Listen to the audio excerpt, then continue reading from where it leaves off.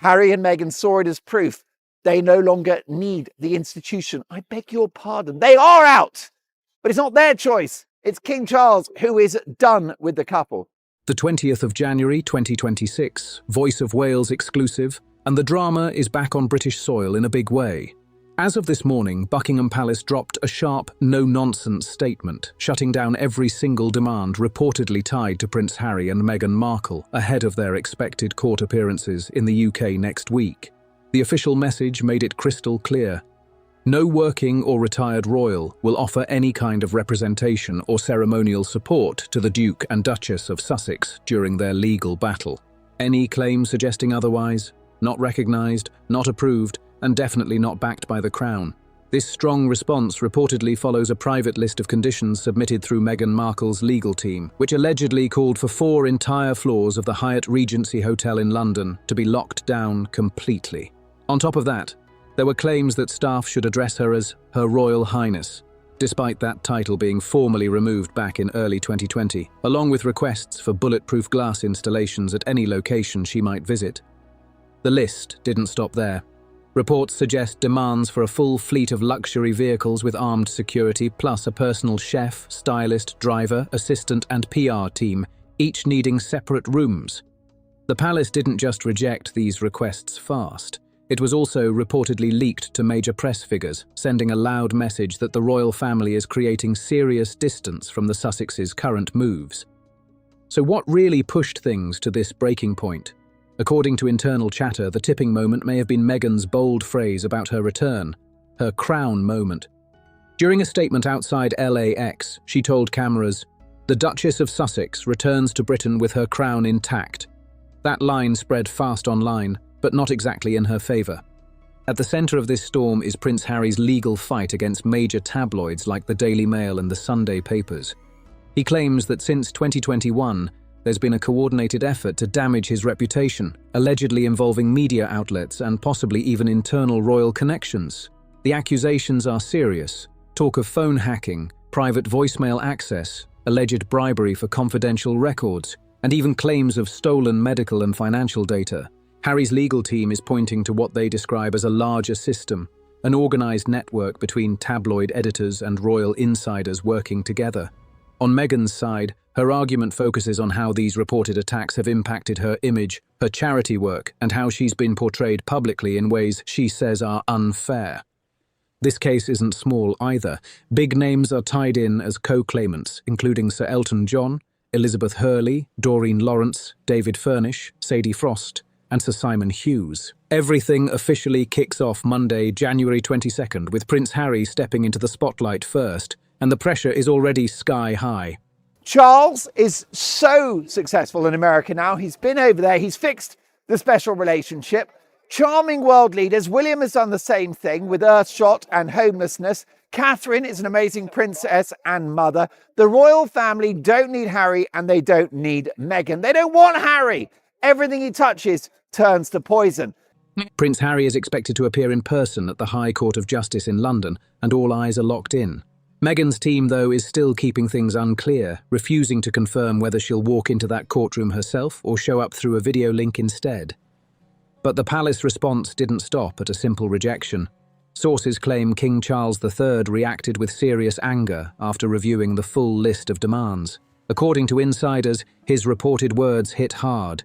He, Harry, carries royal blood, but shields disgrace with the name of Windsor. I will not have the crown worn by a proxy. That statement alone sent shockwaves through royal circles.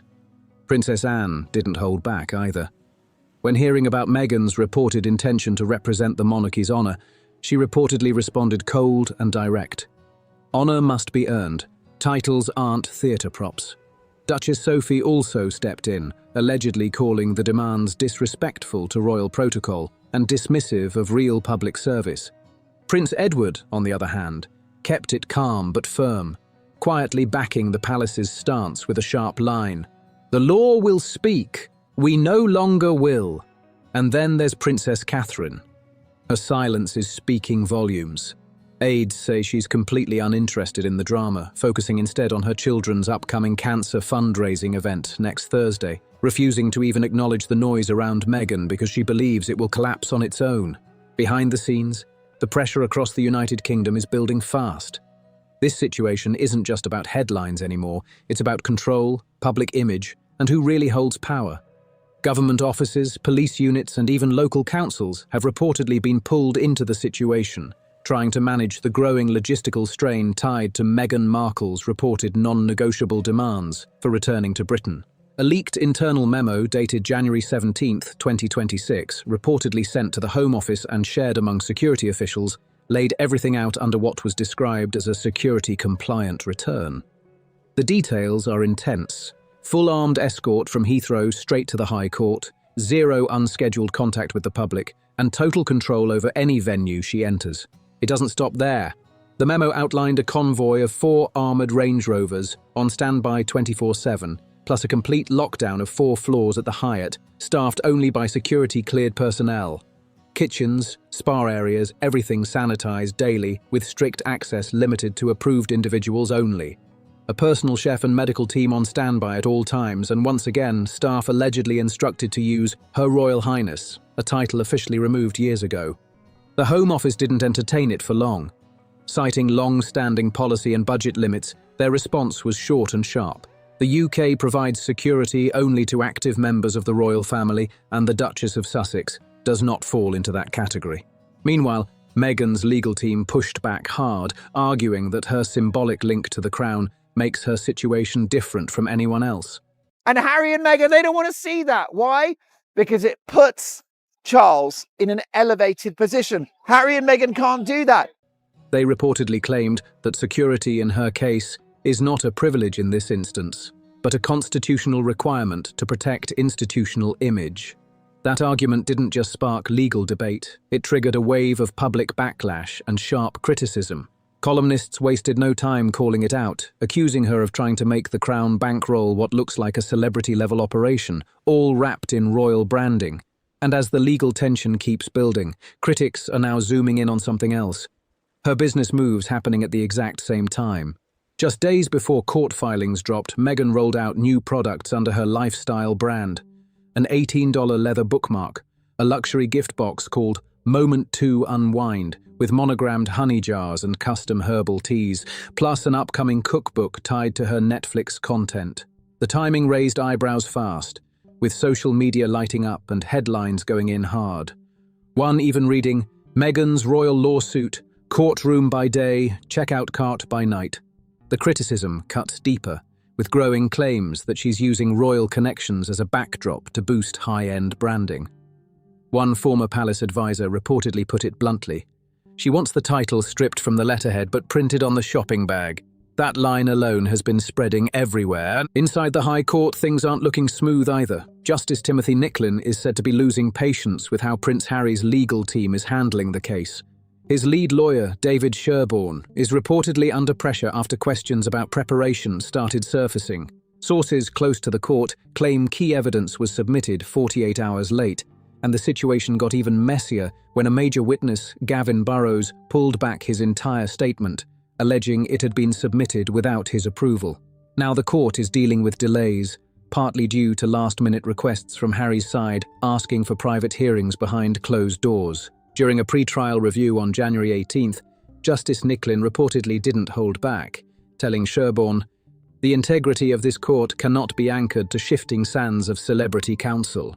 He also made it clear that any attempt to shape courtroom procedures for media attention would be shut down immediately. Back at the palace, even without public statements, tensions are still rising behind closed doors. King Charles is reportedly deeply frustrated, not just by the public drama, but by Harry's continued claims of representing royal honour. At a private meeting in Sandringham, an aide recalls the king saying, "He is not a soldier of the crown. He is a private man acting under private motives." And when Princess Anne was shown the reported request for Meghan to be addressed as Her Royal Highness, insiders say she reacted instantly, slamming her hand on the table in clear disbelief. The tone inside royal circles has turned sharp. One insider summed it up bluntly, saying, "What she wants is not status, it is submission." Duchess Sophie kept her composure, but her words still landed hard. "If you must demand reverence, you likely do not deserve it." The message? Quiet, but cutting. Princess Catherine, though, has stayed completely out of the spotlight on this. According to insiders, when she was shown PR material linking Meghan's product launches to her legal appearances, her reaction was short and cold. They should try being useful for once. No follow-up, no drama, just a clear refusal to engage. At the centre of Prince Harry's legal fight is something far more personal than headlines. This isn't just aimed at the media, it reaches directly into his own family. In documents reportedly submitted under seal and later partially revealed, his legal team accuses Kensington Palace of playing a role in damaging his and Meghan's public image. The claim points to a specific window, from March 2021 to October 2023, where there was allegedly a steady line of communication between senior aides connected to Prince William and reporters from major tabloids like The Sun and the Daily Mail. The focus, access and influence. According to the filings, journalists covering royal stories were allegedly given privileged insights in exchange for publishing negative takes on Meghan's time within the palace. Reports mention selectively leaked details from private family discussions, headlines that framed staff disagreements in a certain way, and quotes presented without full context. One internal reference from Harry's legal team labels this alleged system as the Kensington filter, a phrase that has now spread rapidly online. A former staff member speaking anonymously to ITV claimed, "There were times we were encouraged to guide the narrative. Some did it with caution, others with glee." That statement alone has added more heat to an already intense situation. There's still no confirmed financial paper trail, but Harry's side is reportedly relying on digital records, WhatsApp messages and internal emails. Among them, a February 2022 exchange titled "Talking Points Sussex Volatility" and a June 2023 message that allegedly described Meghan as unusable without scandal. Those details have only fueled more speculation. The palace has not issued an official response, but behind the scenes, sources say Prince William is deeply upset by the accusations. While he hasn't spoken publicly, those close to him describe the situation as a serious rupture. One royal correspondent reportedly put it this way: "To be accused of sabotaging your own brother's marriage for media leverage, that's a break no holiday gathering can fix." For now, William is said to be keeping things controlled and focused. Internal strategy points towards silence, with attention staying on his public duties in cities like Manchester and Birmingham, rather than getting pulled into the escalating back and forth. This week, the tension got even sharper, with a comment that hit close to home. A friend of Prince William, speaking anonymously to The Telegraph, didn't hold back, saying, "Harry believes pain is power, but inflicting it on your brother does not make you the heir." That line alone shows just how deep this divide has become. A lot of this conflict traces back to January 2021 and the now well-known Sandringham Summit. Publicly, it was presented as a calm negotiation about the Sussexes stepping back. But insiders say it turned tense fast. One aide in the room claimed William made his stance clear early, saying he didn't trust Meghan. Harry reportedly pushed back, calling it jealousy. But what really stuck with him was the feeling that no one stepped in when the press coverage turned harsh. Now, that same summit is being looked at again through the lens of this current legal fight. Meghan's team argues it wasn't genuine diplomacy at all. They say it was more like a formal dismissal dressed up as discussion. During a Netflix roundtable, Meghan even hinted at that moment, saying, "It wasn't an exit, it was an exile." That wording added even more weight to the situation. Internal palace notes suggest Princess Anne was one of the few who openly challenged how things were handled back then. In a briefing from May 2022, she reportedly warned, "These public displays of grievance dishonor us all. The press is fire, don't fan it with your pride." Strong words and clearly still relevant now. Duchess Sophie, while more measured, also had concerns, especially about Meghan holding tightly to her Duchess title after stepping back. In a private letter kept in royal records, she wrote, "Titles means service, not shelter.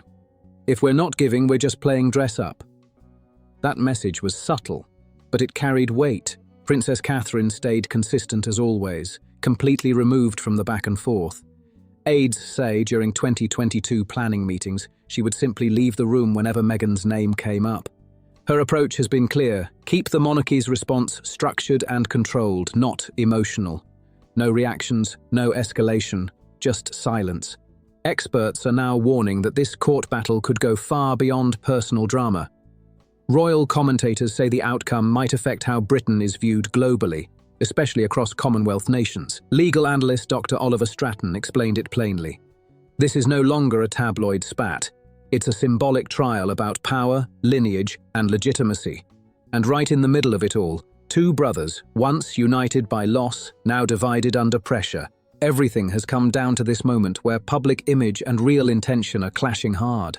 Meghan Markle's return to the UK legal spotlight was expected to be controlled and carefully managed, but that's not how it's playing out. Her now viral statement, "The Duchess of Sussex returns with her crown," delivered outside LAX before boarding a private jet, has triggered a wave of reaction nobody fully predicted. Even critics didn't expect that level of intensity from a single phrase, and now it's become one of the most talked about moments in this entire situation. It wasn't planned. At least that's what multiple sources are saying.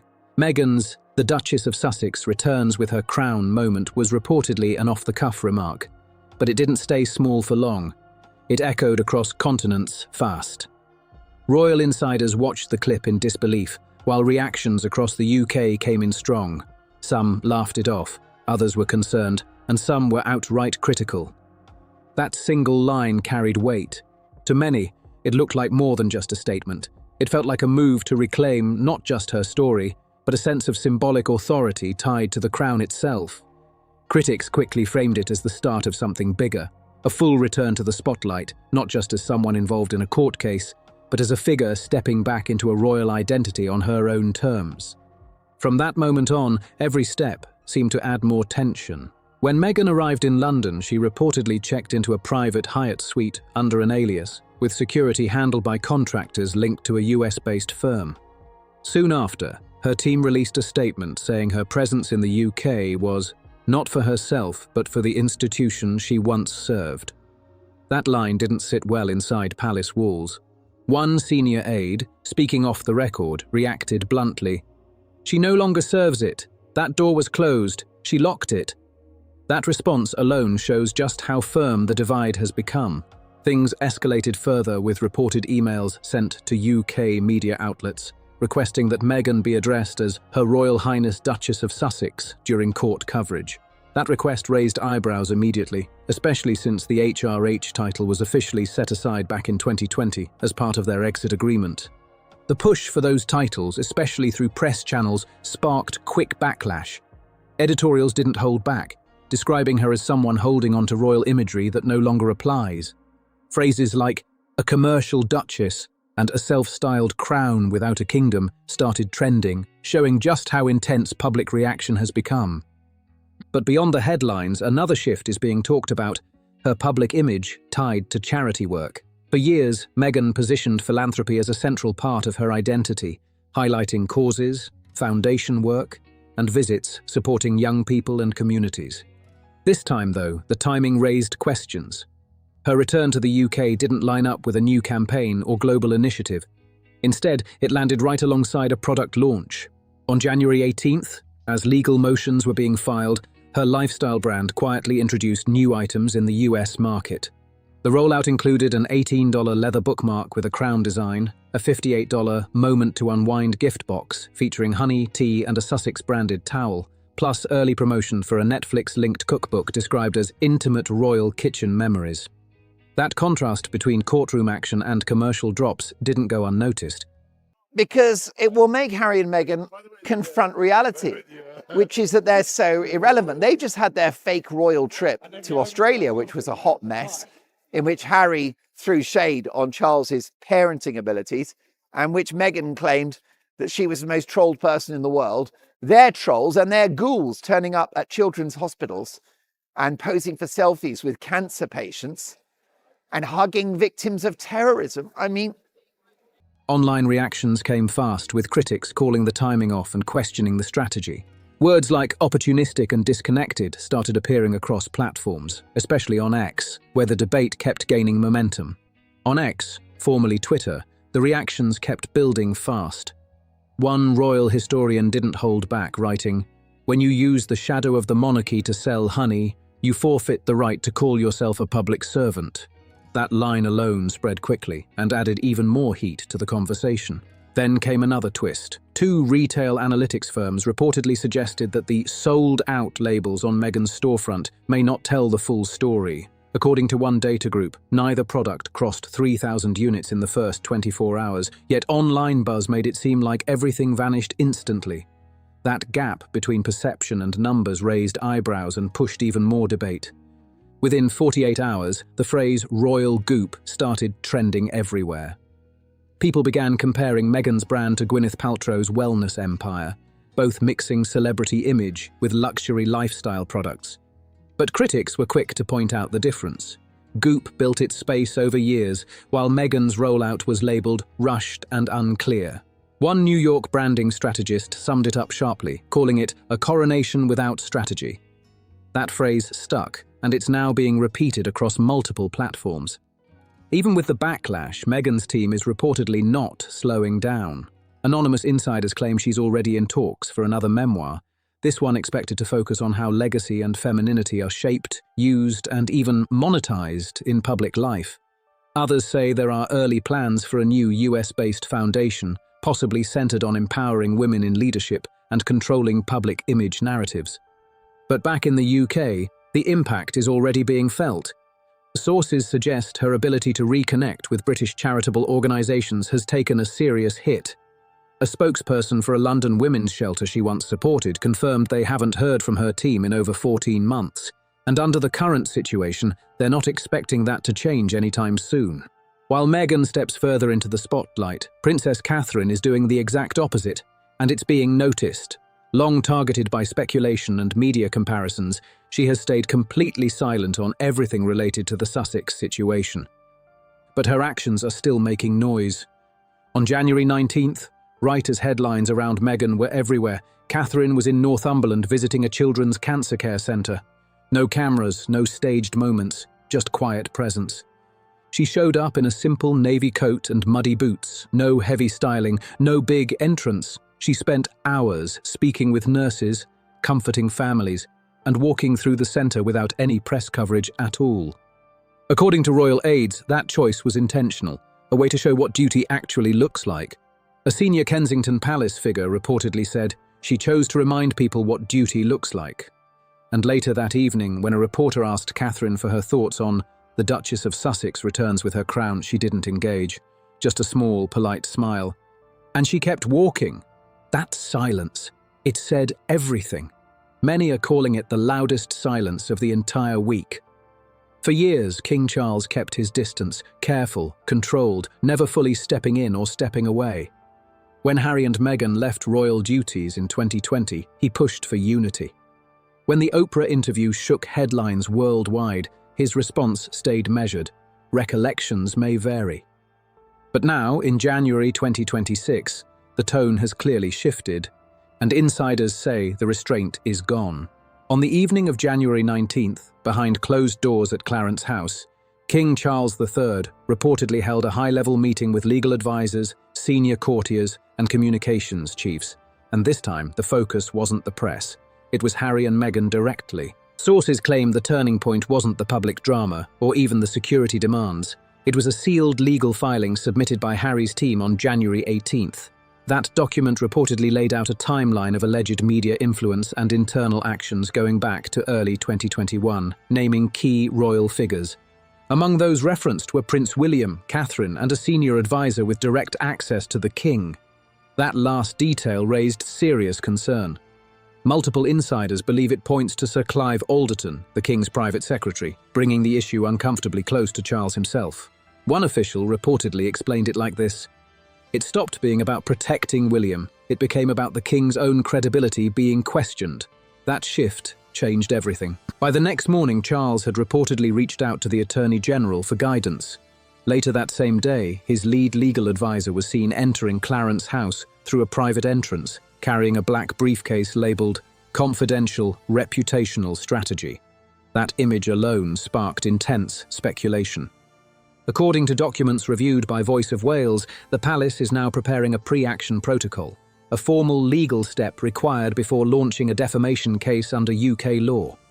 And the reported target: statements and interviews made by Harry and Meghan between 2021 and 2025 across major US platforms. This could include features in The Cut, Variety, CBS appearances, and even claims made in their Netflix series. The focus reportedly centers on statements that may have affected the public image of working royals, including indirect references to William and Catherine's household.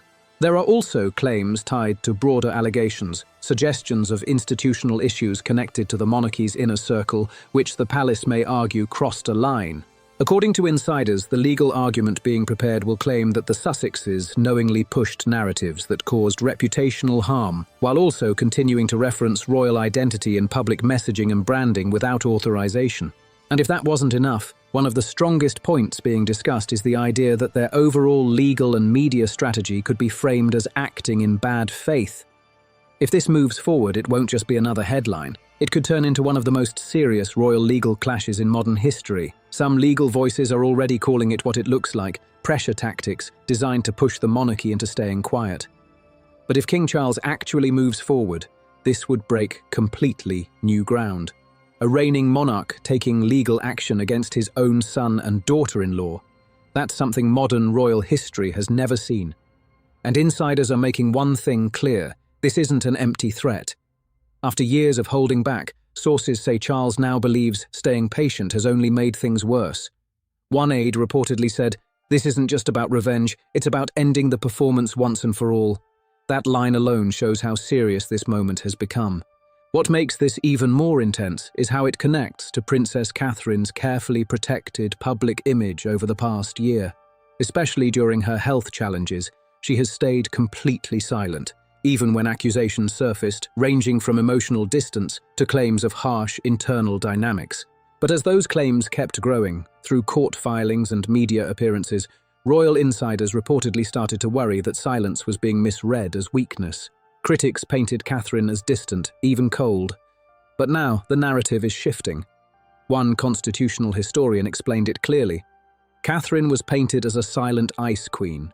But now the Crown is speaking on her behalf, and it's speaking through Charles. That shift could change everything. Another royal advisor didn't soften the message at all, reportedly saying, "They're not letting Meghan sell another tea towel on Catherine's back."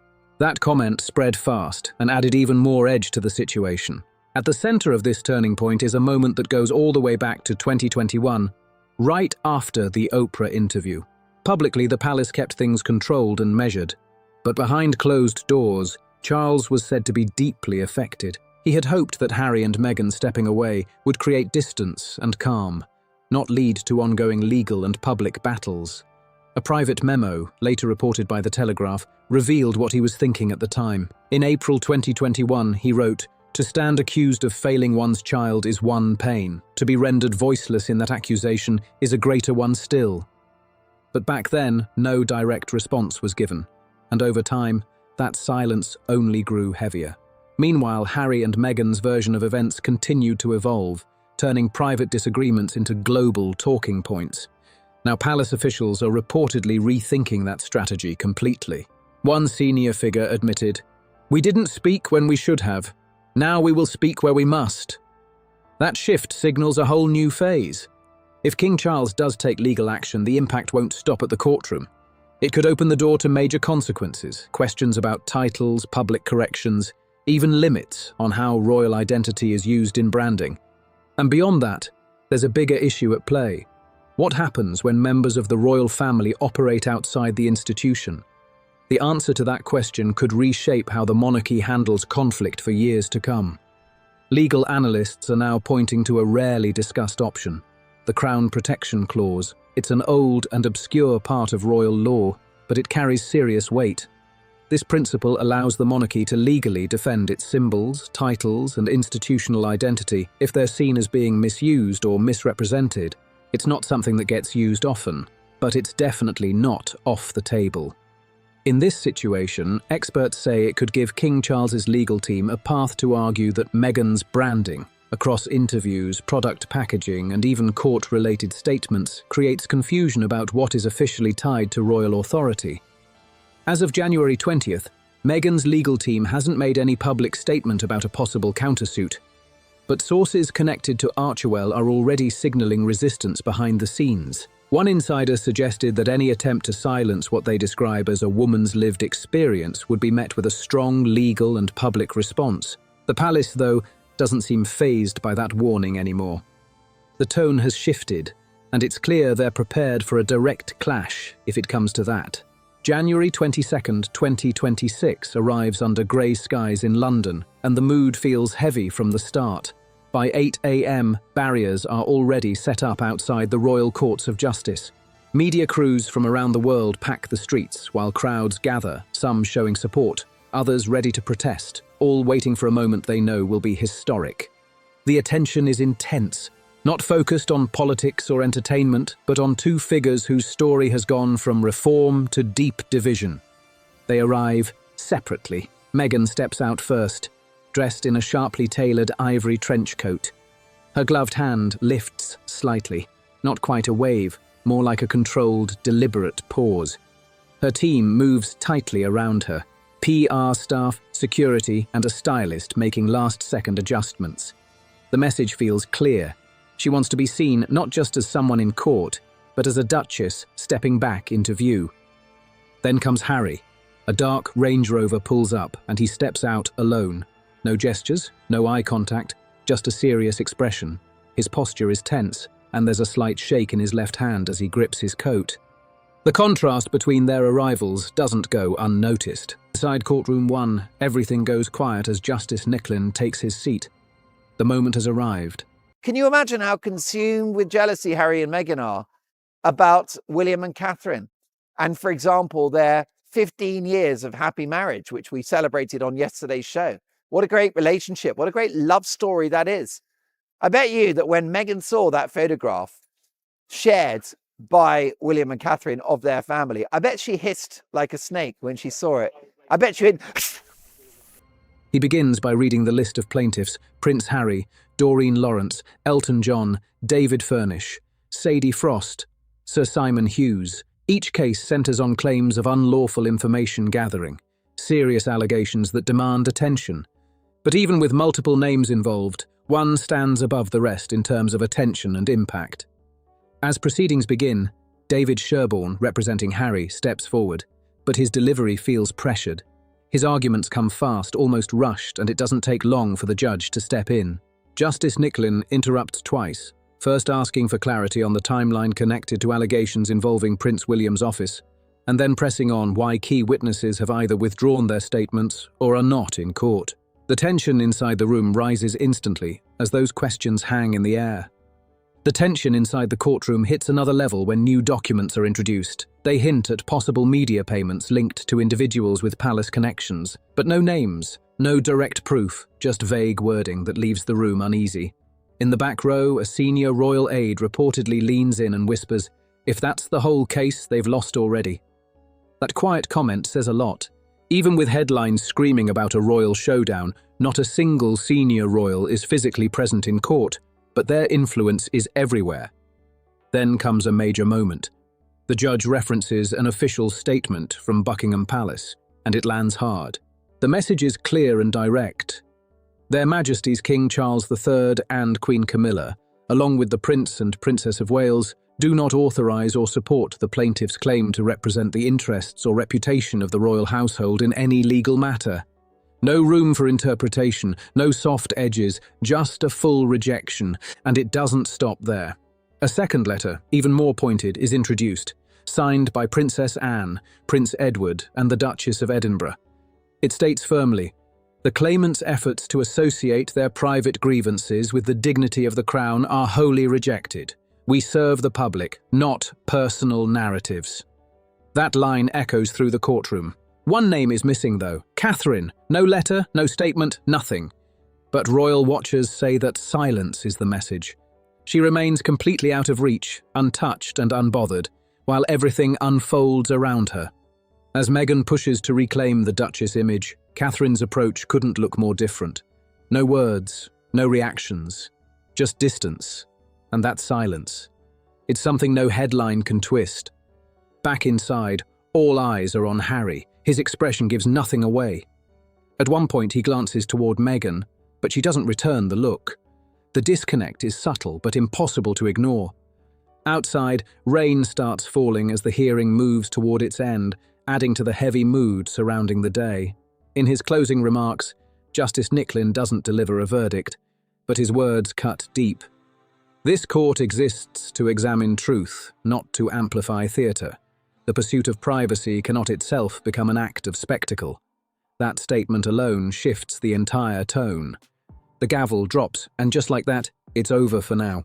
Meghan exits quickly, composed, silent, no statement, no expression of victory. Harry lingers behind.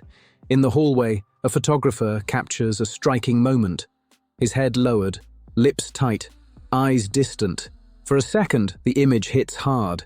He looks overwhelmed, isolated in a crowd that won't stop watching. Now the world is left processing what just happened. Big questions are hanging in the air. Could there be consequences for claims that haven't been proven? Will the palace move forward with legal action of its own? And what comes next for both Harry and Meghan?